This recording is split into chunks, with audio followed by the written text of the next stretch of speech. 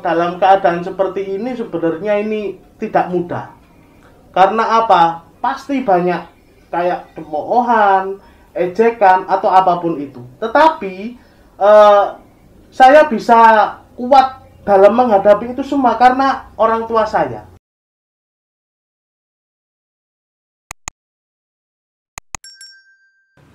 Hai sobat semua, terima kasih sudah klik channel saya. Jangan lupa subscribe videonya, klik bunyikan loncengnya, ding ding, share videonya, dan selamat menyaksikan.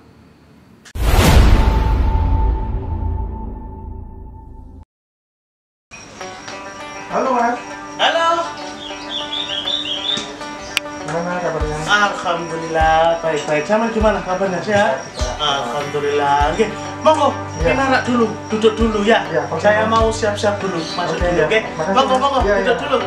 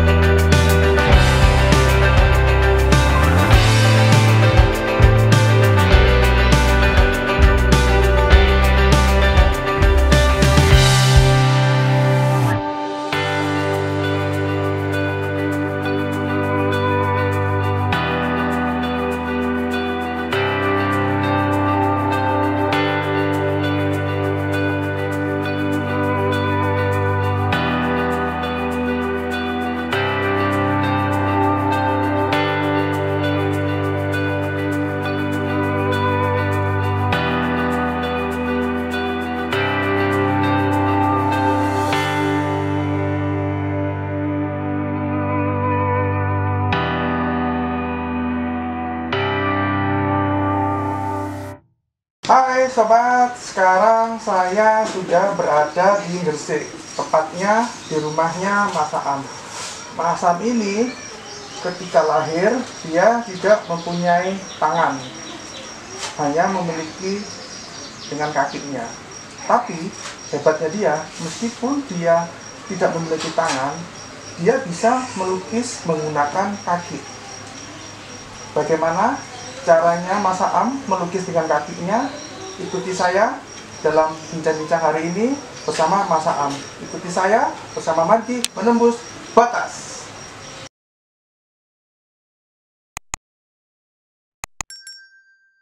Hai sobat, saat ini saya akan berbincang-bincang dengan Mas Am, yang mana Mas Am ini meskipun tidak memiliki tangan, tetapi dia bisa melukis dengan kedua kakinya. Sempat dia berkata kaki ibarat tangan dan tangan ibarat kaki. Ikuti saya bincangnya. Mas Am, selamat siang. Selamat siang. Gimana kabarnya Mas? Alhamdulillah baik. Iya Mas, saya ini pengen ini loh, Mas Am Ya. Berbagi cerita, sharing, mungkin bisa menjadi motivasi buat teman-teman semua. Boleh tahu ceritanya gimana Mas Am ini pertama kali kok bisa melukis dengan kaki gitu kan? Pertama kali saya bisa melukis dengan kaki ini waktu itu kelihatan bakatnya itu dari kelas 4 sampai kelas 5 SD. Karena dulu saya awal sekolah mengalami pendidikan itu karena ada masalah. Masalah itu maksudnya ada salah satu sekolah yang tidak mau menerima keadaan saya. Takutnya itu ya mungkin merepotkan atau apa begitu. Tapi setelah itu sudah diusahakan untuk masuk negeri, sekolah biasa tetap tidak bisa. Akhirnya orang tua menyekolahkan saya ke SLB Randu Agung, sekolah luar biasa. Nah, di situ saya mulai kelihatan bakatnya itu dari kelas 4 tadi, kelas 4, kelas 5 itu mengikuti lomba. Jadi awalnya itu saya mengikuti lomba menggambar dan mewarnai. Kok alhamdulillah saya mendapatkan juara 2 waktu itu. Nah, mungkin ini apa ya? Ini mungkin dari Allah yang diberikan Allah kepada saya suatu kelebihan yang bisa menggambar, bisa mewarnai dan akhirnya setelah tahu bakatnya itu orang tua ingin mengasah agar lebih pandai, agar lebih mendapatkan ilmu dari melukis ini, dari bakat saya ini. Saya dileskan pertama kali itu di Pak Inung. Beliau adalah spesialis pelukis damar kurung yang sekarang menjadi ikon Gresik. Lah, dari Pak Inung inilah saya pelajaran yang saya ambil itu beraninya. Karena apa? Karena Pak Inung ini mengajarkan saya untuk kalau seandainya warna merah, ya merah. Kalau warna kuning, ya kuning. Warna ungu, ya ungu. Jadi beraninya yang saya ambil. Tetapi waktu les itu mungkin tidak sampai 1 tahun ya. Karena mungkin Pak Inung juga ada kesibukan lain. Jadi saya les lagi di Pak Ferry. Pak Ferry ini adalah kakak dari salah satu guru SLB. Jadi dari Pak Ferry ini saya diajarkan pelajaran yang bisa saya ambil ini cara mencampur warna. Jadi mencampur warna itu mulai dari gelap ke terang, terang ke gelap. Lah seperti itu. Maksudnya kayak warna merah, terus oranye, nah seperti itu sampai ke terang. Nah itu pelajaran yang saya ambil. Terus tidak lama juga saya bertemu dengan Pak Komang. Lah beliau inilah yang mengajarkan saya atau ibaratnya mengenalkan saya ke cat, ke kanvas. Jadi awalnya pakai krayon, terus Kak Komang ini yang mengajarkan saya itu untuk mengenalkan ke cat itu, akhirnya ya bisa jadi sampai seperti ini. Begitu. Jadi dia berkat Kak Komang juga saya mengenal asosiasi ini. Jadi asosiasi ini adalah asosiasi internasional. Pusatnya di negara Swiss dan asosiasinya namanya Asosiasi AMFA. AMFA ini kepanjangannya Association of Mouth and Foot Painting Artists. Jadi ini pelukis yang hanya menggunakan mulut dan kaki. Jadi kalau seandainya ada teman-teman atau siapa ya yang kakinya tidak ada, tapi ngelukis pakai tangan, tetap tidak bisa ikut, tetap tidak bisa bergabung. Terus tidak punya tangan, tapi melukisnya dengan menggunakan alat, tetap menggunakan tangan, tidak bisa. Jadi harus menggunakan mulut dan kaki. Mulut dan kaki, iya. Jadi seperti ke asosiasi AMFA. Ya? Iya, baru bisa ikut ke asosiasi AMFA. Ini asosiasi ini saya dibawa atau dikenalkan oleh Bapak Sabar Subadri. Beliau dari Solo. Terus beliau ini bisa dibilang ya cukup senior lah, maksudnya sudah lama di AMFA ini. Dan alhamdulillah AMFA ini juga ibaratnya kalau menurut saya ini pekerjaan bagi orang difabel, khususnya dalam hal melukis. Ya? Iya. Di Indonesia ada berapa orang? Di Indonesia sekitar kurang lebih 9 orang. Yang terakhir info yang saya dapatkan, tapi tidak tahu lagi kalau menambah lagi ya. Iya. Itu lokasinya bukan di sini aja ya? Iya. Di luar ya. Jadi di luar. Jadi untuk AMFA ini kita kerjanya dikasih waktu 1 tahun itu mengirim 5 lukisan. Lebih banyak lebih baik. Bebas atau ada? Untuk lukisannya, untuk tema-temanya yang penting pemandangan Eropa yang paling utama. Terus bagus untuk dibuat kartu ucapan. Kayak kartu pos gitu. Kalender atau kartu ucapan gitulah pokoknya. Nggih. Ya Mas, kalau boleh bisa flashback ke belakang sebentar. Iya. Mungkin Mas Aan bisa bercerita ini kondisinya Mas Aan seperti ini itu dikarenakan kenapa? Apakah bawaan dari lahir, mungkin karena sakit atau mungkin kecelakaan? Iya. Untuk kondisi saya ini, saya dari lahir. Jadi dari lahir ini saya tidak mempunyai tangan dan kaki. Yang satunya pendek dua-duanya, tapi yang satunya itu kayak seperti bahasa Jawanya ya, bisa nama gitu. Tapi yang satunya agak jinjit. Makanya dengan sepeda ini adalah alat bantu. Ibaratnya ini adalah kaki saya. Kalau seandainya ini putus atau rusak, berarti saya tidak punya kaki. Karena apa? Karena mungkin kaki saya yang sebelah kiri ini jinjit, jadi tidak kuat untuk menopang badan saya yang agak seperti galon. Big size lah itu. Tapi dalam keadaan seperti ini sebenarnya ini tidak mudah.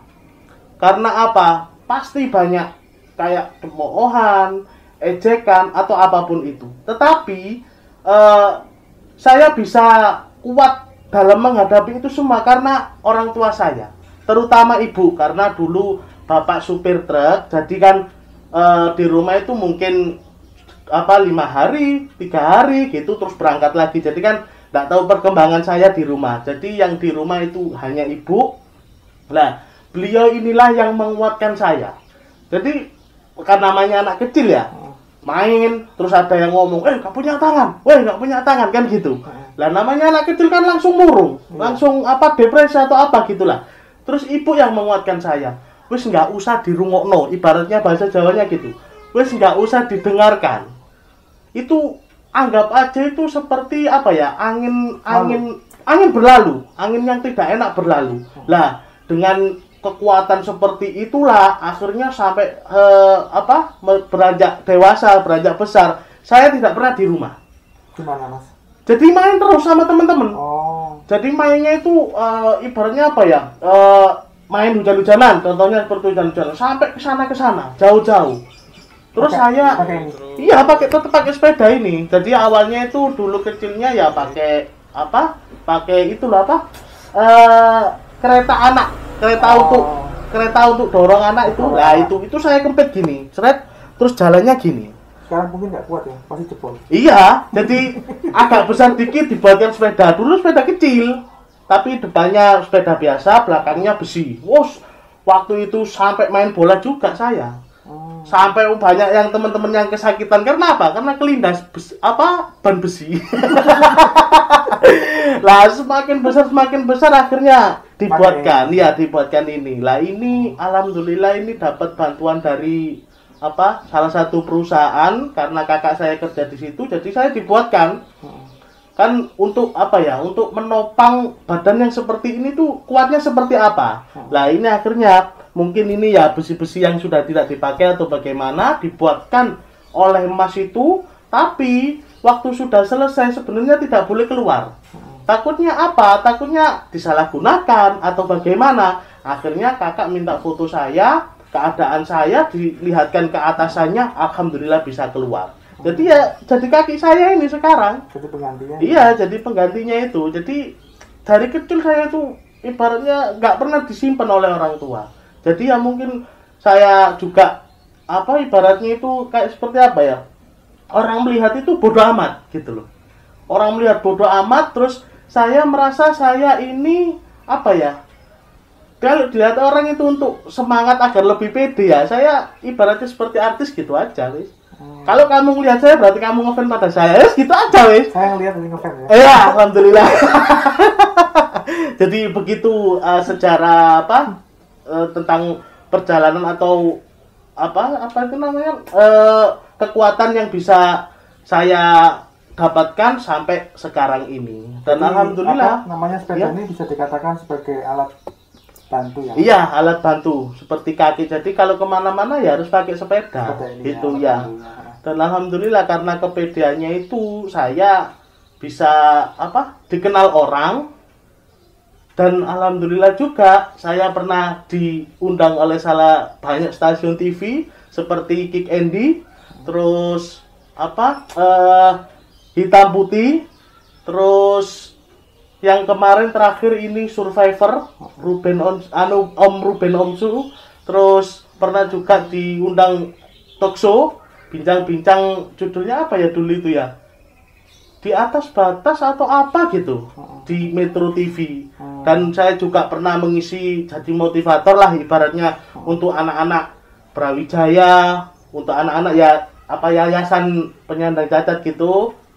Terus pernah diundang juga jadi motivator atau mengisi pelajaran lah ibaratnya gitu di UNESA, guru-guru calon guru-guru berkebutuhan khusus. Nggih. Jadi alhamdulillah, karena apa? Karena PD yang orang tua berikan. Kalau seandainya saya tidak PD, saya tidak akan dikenal orang. Gitu aja. Mas bisa ini nggak, Mas Aan? Mungkin jelasin kan pakai kaki ya, Iya. melukisnya. Itu gimana sih Mas caranya kalau menggunakan kaki melukisnya itu caranya? Saya akan ini tangan seperti yang Mas bilang tadi ya. Saya ini kaki seperti tangan, tangan seperti kaki. Jadi apapun yang saya lakukan, apapun yang saya seperti contoh makan atau apapun itu saya menggunakan kaki. Jadi yang banyak saya gunakan, enggak bakalan, tenang saja. Yang satu, Enggak, mungkin gedebuk gitu. Jadi lebih banyak yang saya gunakan itu sebelah kanan. kaki kanan ya. Kaki kanan. Lah jadi kaki kanan ini kan kuas ya, ibaratnya kuas lah. Kuas ini saya cepit. Jadi kaki kiri ini hanya untuk pembantu. Jadi kayak seumpama ambil apa, cat atau apa gitu, kaki kanan yang megang, kaki kiri yang megang, kaki kanan yang muter. Yang muter. Iya, yang nuang cat atau apa gitu. Jadi banyak kan sebelah kanan. Nah ini jadi kayak seumpama kuas gini ya, terus saya cepit gini. Lah, iya pakai jempol lah, terus langsung ngelukis gini aja. Tapi ngelukisnya di bawah, kalau di atas tidak kuat. Layang. Apa? Layang di atas. Ya bisa apa ya? Satu. Ya jadi kalau kaki gantung begini tidak kuat. Jadi harus ada alasnya ya. harus ada alasnya, makanya nanti bisa dilihat ada besinya juga untuk penopang kaki biar untuk buat biar enggak Penanda. kanvas biar enggak rusak atau apa begitu. Untuk melukisnya butuh berapa lama Mas Kalau melukis ini sebenarnya lihat tingkat kesulitannya. Kalau seumpama bunga, insya Allah 1 hari 2 hari selesai. Karena ini pakai cat minyak. Jadi kalau cat minyak ini kan harus butuh waktu untuk kering. Karena cat minyak juga kalau ditumpuk juga warna yang sebelumnya ngikut kalau belum kering. Jadi sekitar 1 hari 2 hari selesai. Kalau ini cat minyak. Tapi kalau bisa dilihat di Instagram saya, namanya muhammad.amanatullah. Di situ ada lukisan singa. Lukisan singa itu bisa dibilang itu garam lah, seperti garam lah. Itu yang lama itu bikin bulu-bulunya. Itu yang lama, mungkin sekitar 2 minggu kalau terus ya. Berhubung karena ada kesibukan-kesibukan yang lain, jadi kalau terus 2 minggu, kalau ada kesibukan mungkin ya 2 minggu, 3 minggu lah. Lah, untuk lukisan-lukisan saya ini kebanyakan yang melihat, yang merasakan gitu. Jadi kayak seumpama singa, pengalaman saya waktu ikut pameran di Jatim Fair waktu itu di Surabaya di gedung itu kemarin? Grand City lah. Di situ itu saya tiba-tiba ada orang pengunjung duduk di depan saya. Mas, saya boleh ngasih saran nggak Mas? Begitu. Loh, monggo Pak, saya malah senang. Karena apa? Ilmu yang saya dapatkan kan lebih banyak. Monggo Pak, sarannya apa Pak? Mas, kalau bisa lukisan singa itu depannya dikasih pagar gitu loh Mas. Saya lihatnya itu kayak mau diterkam loh. Sampai seperti itu. Jadi sampai seperti itu. Terus ada lagi orang tua sendiri waktu itu ada lukisan jambu. Di Instagram ada lukisan jambu. Itu kalau melihatnya itu rasanya pingin metik. Jadi nggak tahu dan sampai dimensi seperti apa yang mereka lihat gitu loh. Jadi kayak hidup berarti ya. Nah, insya Allah seperti itu. Terus ada kayak lukisan lukisan mangga codot. Ya, mangga codot. Lah itu sampai ada, nggak usah jauh-jauh lah, teman sendiri sampai naik kursi.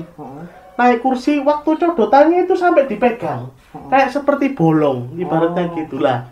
Jadi itulah gitu loh. Saya ini melukisnya juga ya enggak pakai apa-apa ya, cuma pakai kaki. Kadang-kadang yang tanya, kon ku ngelukis pakai apa kok iso aku ndeloki sampai merinding. Loh dia seperti itu. Loh ya pakai kaki toh Mas, saya gitu kan. Terus pakai apa? Pakai hus-hus.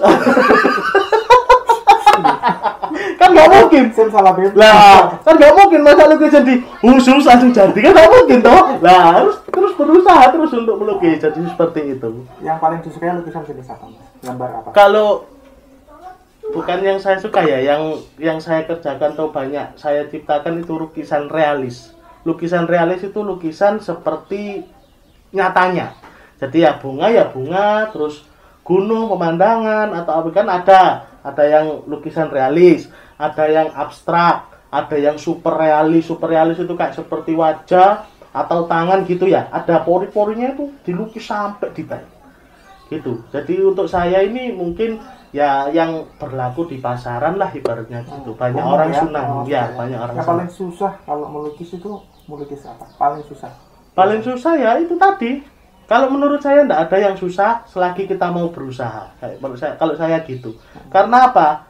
Kesusahan itu buat saya itu tantangan. Gitu loh. Kalau seandainya saya bisa, insya Allah kelebihan saya naik gitu saja. Jadi nggak ada yang susah, nggak ada. Selama bisa dicoba. Gitu. Lah gitu ya. Harus pokoknya intinya bergerak lah, berusaha terus.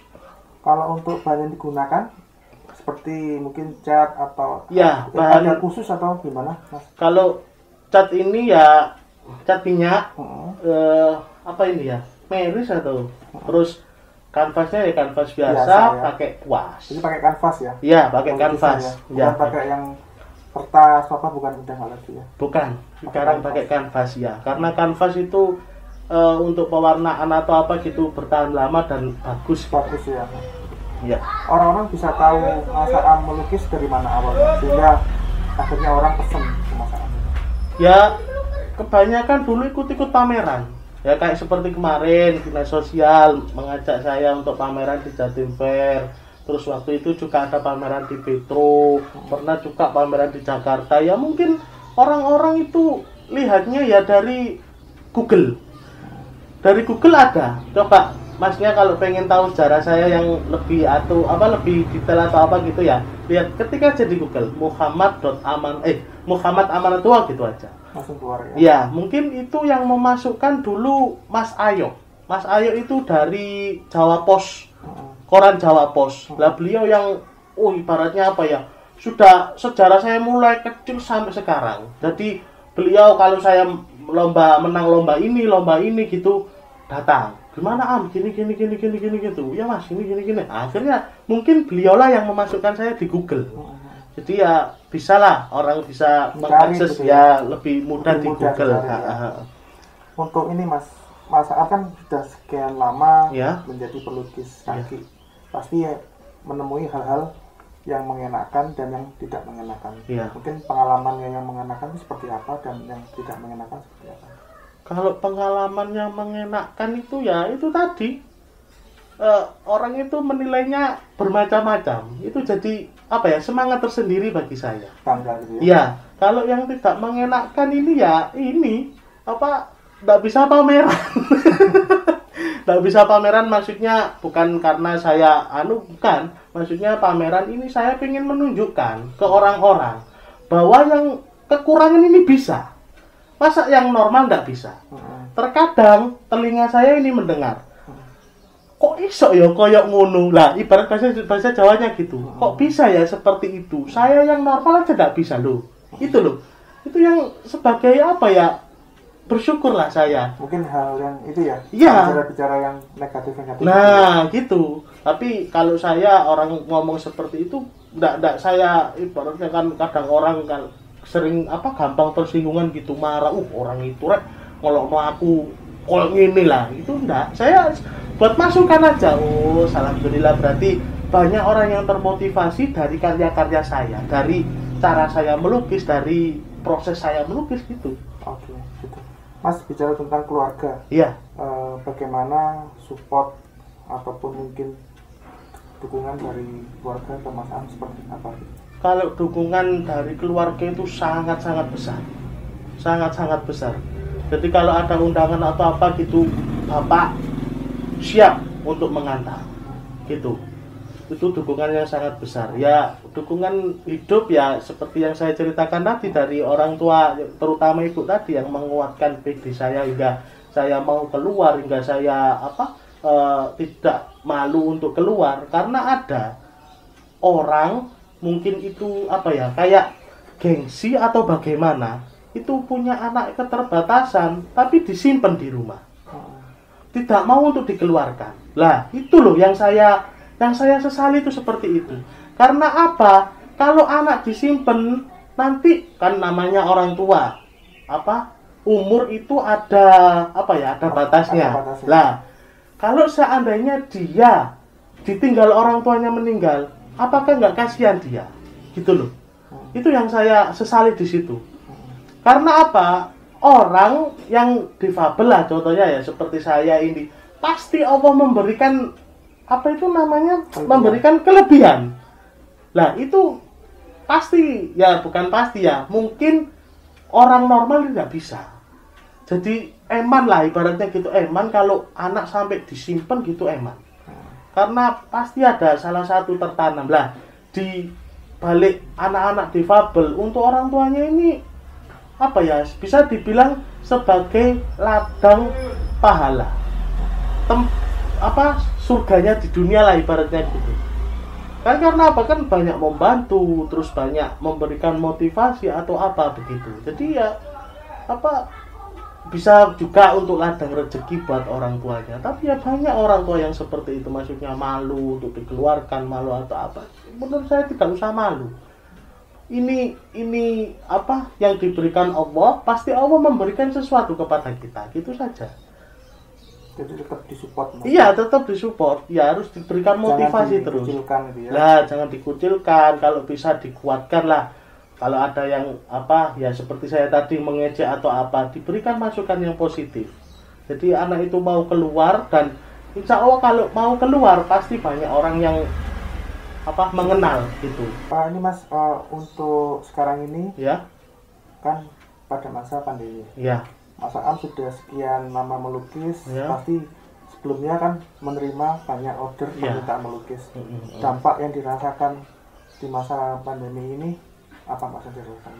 Dampak yang saya rasakan ini ya itu berkurangnya pameran, begitu, berkurangnya pameran. Kadang ada undangan-undangan atau yang di Jakarta itu kan jadi tidak bisa atau bagaimana begitu. Beberapa seperti pesan order ikut berkurang juga. Iya, ikut berkurang ya. Alhamdulillah ada 1-2 lah begitu. Ya pokoknya untuk pandemi ini mungkin yang Allah berikan, ada pandemi ini mungkin ya kita disuruh untuk beristirahat sejenak gitu saja. Ya mudah-mudahan pandemi ini cepat selesai dan bisa normal kembali seperti sedia kala atau seperti sebelumnya gitu saja. Yang terakhir Mas, mungkin ada pesan yang mau disampaikan buat teman-teman disabilitas ataupun mungkin buat pemirsa yang menyaksikan acara ini. Ya, ada pesan. Siap. Jadi pesan saya untuk kepada semua anak-anak difabel atau anak disabilitas, tidak usah malu. Kalau saya tidak usah malu, pede saja. Biarkan orang berkata bodoh amat, seperti itu. Jadi kuatkan diri kita itu kayak seperti saya tadi ya, kalau bisa dibuat ilmu atau dibuat pedoman buat hidup ya. Orang lihat anggap saja orang itu ngefans kepada kita gitu saja. Jadi nggak perlu ada minder atau karena di balik kekurangan kalian itu pasti Allah berikan sesuatu kepada kalian. Kalau seandainya kalian minder atau malu, kalian tidak mungkin bisa berkembang dan tidak mungkin bisa dikenal orang, dan pasti minta bantuan orang terus. Jadi ayolah kita pede. Maksudnya pede itu ayo percaya diri. Ibaratnya kalau orang melihat itu terus bodo amat lah, gitulah pokoknya. Jadi harus lebih kuat dan tidak usah mendengarkan cerita orang lain. Dan untuk orang tua, saya mohon sekali jangan sampai kalau seandainya Anda mempunyai anak disabilitas atau anak yang kekurangan, jangan jangan malu. Ayo kita tunjukkan ke semua orang. Karena di balik kekurangannya itu ada kelebihannya, dan mungkin orang normal tidak akan bisa seperti kita. Maksudnya tidak akan bisa seperti orang-orang normal pada umumnya. Gitu saja. Yang paling penting intinya jangan malu untuk orang tua dan untuk saudara-saudara kita yang disabilitas, terus berusaha, jangan pernah putus asa. Gitu saja. Baik sobat semua, demikian bincang-bincang saya dengan Mas Aam yang tadi udah banyak bicara mengenai gimana kisah dan ceritanya. Untuk teman-teman disabilitas maupun pemirsa semuanya, tetap semangat, jangan lupa tetap produktif, jangan putus asa, dan tetap selalu berusaha. Baik, kita berjumpa lagi dengan kisah dan cerita yang lainnya lagi dengan perjalanan yang lain. Oke, dari saya Marky Oe bersama Menembus Batas.